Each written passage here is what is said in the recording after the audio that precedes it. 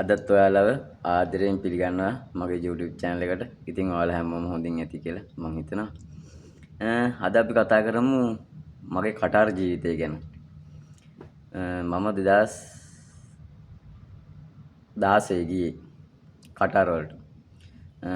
ඒ යන්නෙත් කටාර වල තියෙනවා මේ බටීල් කියලා. ඒ කියන්නේ ඒක සාමාන්‍යයෙන් මේ නිකන් පීසා හට් වගේ.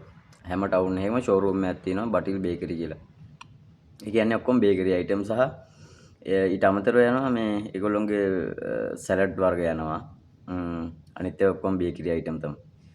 ඉතින් මේ එතකොට කටාර එකේ ඔයගොල්ලෝ දන්නවා ඇති අල් ජසීරා නිවුස් එක තියෙන අල් ජසීරා කියන මේ නිවුස් channel එකක් තියෙන. එතකොට අල් මහ කියලා මේ කටාර එකේ තියෙන ලොකුම මේ යුනිවර්සිටි එක.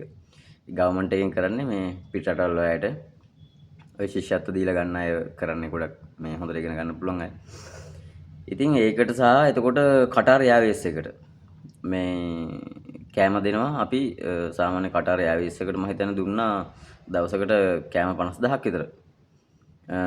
ඊට අමතරව අල්මහා යුනිවර්සිටි එකටයි අල්මහා ස්කූල් එකටයි අල් ජසීරා එකටයි අපි කෑම දෙනවා. ඊට අමතරව අපි අවුට්ලට් වලට මේ අපි අපේ ප්‍රොඩක්ට් මේ කිචන් වල මේන් කිචන් එකක් තියෙනවා. ඒකේ මේ කෑම හදනවා. ඉතින් ඊට පස්සේ ඒගොල්ලෝ එල මේ ට්‍රක් වලින් මේ ඩිලිවරි කරනවා. ඉතින් ඔන්න ඔහොම එකක් තමයි එහි තිබ්බේ.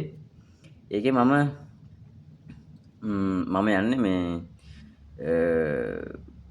ගල්කිස්සේ එමරල් කියලා තියෙනවා මේ ඒජන්සියක්. මේ ඇත්තටම හොඳ ඒජන්සියක්. ඉතින් තමයි මට ඕක සෙට්ලා යන්නේ. ඉතින් ගිහිල්ලි වල මං හැමීට වැට්ටික් කරගෙන ඉන්නවා. ඒ අතර කියන්න ඕනේ. එහෙ මේ මට හම්බුණා හොඳ යාළුවෝ ටික. පළවෙනි කෙනා සංජය අයියා. ඊට පස්සේ තාරක අයියා. මාලිත්. එතකොට සාන්ත මාමා. සාන්ත මාමා කියලා හිටියා බීගිරියේ. හරිම හොඳයි. මට මාර ඉදිරි උදව් කළා දිනා. ඉතින් සංජය අයියා මායි ගොඩක් වෙලාවට අපි දෙන්නත් එක තමයි. ඔය රවුම් ගහන්නේ සාන්ත අයියා. අපි ඔය සෙට් එකම එකට තමයි ඉතින් ටවුන් යනවා. මේ බඩු ගන්න යනවා. ඉතින් මේ සිකුරාදට අපි පොඩි ඩ්‍රින්ක් එකක් දානවා. පුල් ආතල්ලෙහි. ඉතින් මේ එතකොට කටාර එක සම්පූර්ණයෙන් හදන ඔය දැන් කටාර එක ඇත්තටම ලස්සනයි. මේ අපි ඉන්න කාලේ මේ අපි හිටියේ මම හිටියේ සනේයියා.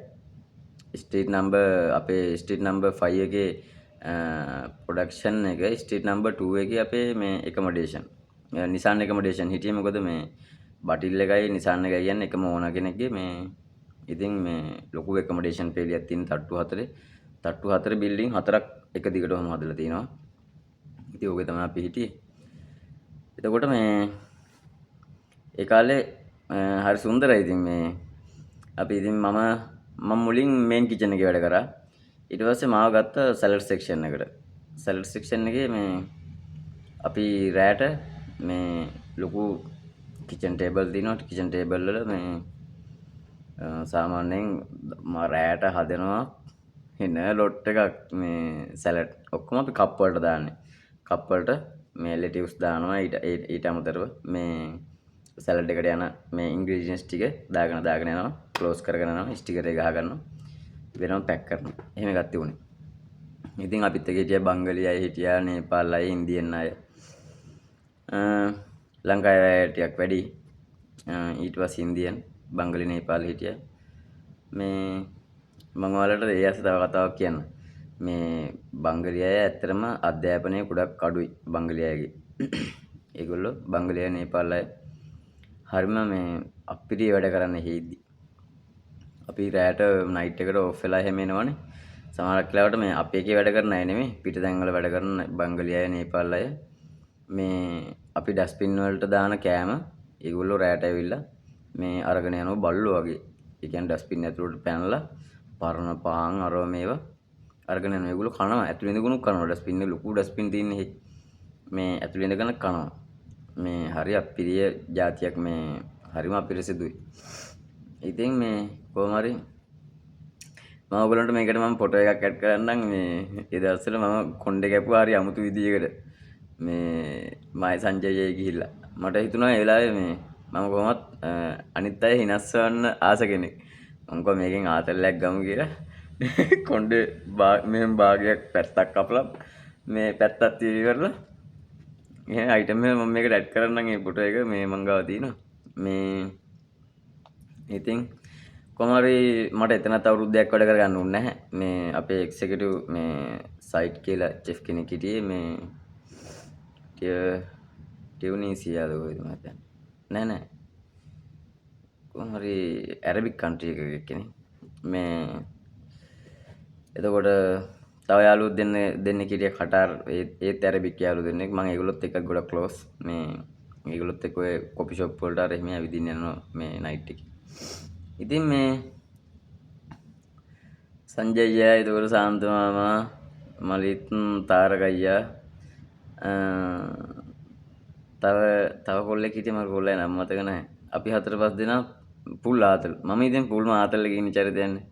මම ඉතින් ජෝගිම තමයි. කොහොම හරි මේ අන්තිමට මේ මම චෙෆ් එක්ක පොඩ්ඩක් මේ ඔරොප්පු වෙන්න ගත්තා. මේ හෙඩ් චෙෆ් එක්ක එක්සිකියුටිව් එක්ක. කොහොම හරි එක වෙලාවක කිචන් එකේ මේ මට කොහොමත් මේ ටිකක් කෑ ගහනවා මම මේ ෆුල් ෂේව් කරන්න ඕනේ කිචන් එකේ. නමුත් ගොඩක් වෙලාවට මම දවස් දෙකකට විතර ඉස්සරහට තමයි ෂේව් කරන්නේ. මොකද මේ මම රැවුලට ඒ තරම් ආසයි, ඒ තරම් ආදරේ. මේ රැවුල සම්පූර්ණයෙන් කැපුවන් පස්සේ අම ගහපු කුකුලා වගේ මම. ඉතින් ඒක නිසා මම ආසම නැහැ. මේ ජොබ් එක වුණත් මම ආස නැහැ. ඉතින් මේ එක්සිකියුටිව් ගොඩක් වෙලාවට එන්නේ දවස් දෙක තුනකට සැරයක් තමයි කිචන් එකට එන්නේ. ආපු ගමන් සජිත් මොකද කියලා මයිත් එක්ක ගේමම තමයි. ආකලට මාව කිචන් එකේ යවලා තියෙන ෂෙව් කරන් එන්නේ කියලා ඇකොමඩේෂන් වලට. ඇකොමඩේෂන් වලට ගිහලා ඉතින් ආයෙ ෂෙව් කරන් එනවා. මේ කොහමද මයිත් එක්ක ගේමෙම හිටියා. මමත් ගේමනේ. මම අතාරින්නේ නැහැ කිසිම තැනකදී. මේ පස්සේ එක වෙලාවක අපි දෙන රණ්ඩුවක් වුණා කිචන් එකේ. මේන් කිචන් එකේ. මේ සෙලෙක්ට් සෙක්ෂන් එකේ තියෙන ෆස්ට් ෆ්ලෝර් එකේ මේ ග්‍රවුන්ඩ් ෆ්ලෝර් එකේ තමයි තියෙන්නේ මේ මේන් කිචන් එක. මේන් කිචන් එකේදී මේ මයිත් එක රණ්ඩුවක් වෙලා මට යන්නේ කෝ ගෙදර. මං කිව්වා මං එහෙම යන්නේ නැහැ චෙෆ් කිරිවල. ඊට පස්සේ එයා ඒ වෙලේම හෙඩ් ඔෆිස් එකට කතා කරලා HR එකෙන් මට කතා කරලා කිව්වා සජිත් ඔයා කාමරේට යන්න. මේ අපිව ටර්මිනේට් කරනවා. මේ ඔයා ගෙදර යන්න ලෑස්ති වෙන්න කියලා. කොහොම හරි ඒත් මම මාසයක් විතර එහි ඇකොමඩේෂන් වල හිටියා. එහෙනම් ප්‍රශ්නයක් වුණේ නැහැ මේ. එහි ඉඳලි වල මට මේ පැටික් කරගෙන එන්න පුළුවන් වුණා. ඒත් කරදර ටිකක් වුණා. මම හිතන්නේ මම ලංකාවෙන් සල්ලි වගේක් දාගත්තත් එක්ක කොයිද මේ ඒ ඉදි. කොහොම හරි මේ මම කොහොම හරි ලංකාවට ආවා. සම්පූර්ණ ඒගොල්ලෝ ක්ලියර් කරලා මගේ සම්පූර්ණ මුදල් දීලා මම ශ්‍රී ලංකනයක් දාගෙන මේ මම ටිකට් එක දාගත්තේ ශ්‍රී ලංකනයක් දාගෙන මම කොහොමද ලංකාවට ආවා. මේ එහි ජීවිතේ තර සුන්දරයි ඉතින්.